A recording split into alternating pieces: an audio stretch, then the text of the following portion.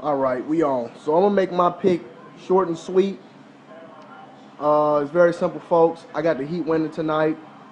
It's gonna be a bittersweet win either way for me, but I don't see how the Heat shit the bed at home for all the marbles. I mean, between LeBron James, Dwayne Wade, Chris Bosh, I just don't see how they just come out there and don't give enough. And then we talking about Ray Allen coming for this very reason. He came for a ring.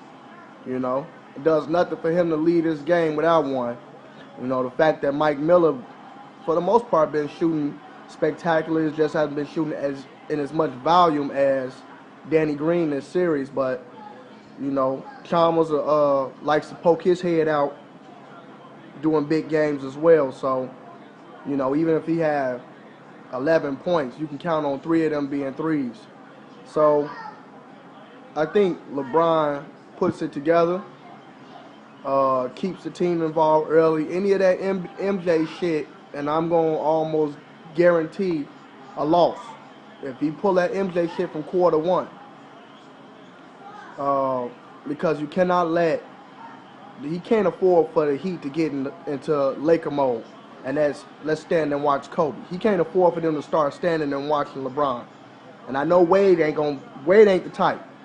But I'm talking about everybody else. So I don't think he goes out there overly aggressive, but I do think he may have to take over in a spot because the Spurs is coming for his ass. And if you think that Tim Duncan and them finna fuck around with this boy, it's not gonna happen. Bosh gonna be on the floor crying again. They better take this shit very seriously. Don't forget about Danny Green just because what y'all did worked for one night. Do that shit again. Because if not, he going to shoot y'all ass in the ground. Never underestimate Manu Ginobili because he too will start getting off and then you will have a whole other problem on your hands.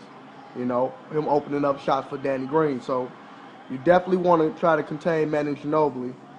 I like to think that he only contains himself for the most part, but I think they put all that together and I think they come out with the win. Just off sheer will, man. Like I said, like, you just can't shit the bed like this at home, you know? You can't. I don't care if you LeBron, D. Wade. At this point, I've been saying that Wade was pacing himself, and I believed it the whole playoffs. He ain't played hard. He ain't really played or put up the shots in any game he hasn't needed to until Game 6. Other than that, he cruised, and then it'll come to Game 7 against Indy. Or to come to the last game against the Bulls and you want to get them niggas up out the way. So what he's showing me is that he don't want to break that fucking knee. And that he'll show up in the game. And like I said on the post earlier, he only had 15 attempts last game. And shooting 40% ain't terrible. It's below his season stats, obviously, but his attempts was below as well. So we got to stop acting like Dwayne Wade out there laying the egg every night, shooting 28% and all that shit, because that's not what's happening. You know, you get that man 21 shots, he's going to give you 20 plus points. But, and I'm not even saying that's going to happen, but much like the rest of the postseason, don't expect for him to just be out there. They got this notion going around like he just out there sucking. That's not the case. So, all in all, I say Tony Parker plays better. Tim Duncan plays a more even game. There's no way Tim Duncan going for what? 4 points?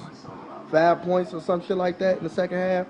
You can better believe that ain't happening again. So with all this being said, Manu Ginobili will play a better game, at least in the turnover department. Y'all can kill that notion. Disrespecting Manu Ginobili like that. He a Hall of Famer too. But I still think the Heat pull it out. I think it's going to be something like 94, 95 to like 86, 87, something like that, in that area. I think it'll be coming down to the wire kind of close, and I think some free throws going to put it out of reach for San Antonio. But that's my pick. And shout out to John Collins for doing the YouTube thing. And I think it was Rick Jr. that started this little video movement, so shout out to him too. And my Athletes United video is coming soon. You can better believe that. And that's it, man. It's going to be a good game. And hope everybody enjoy. All right, I'm out.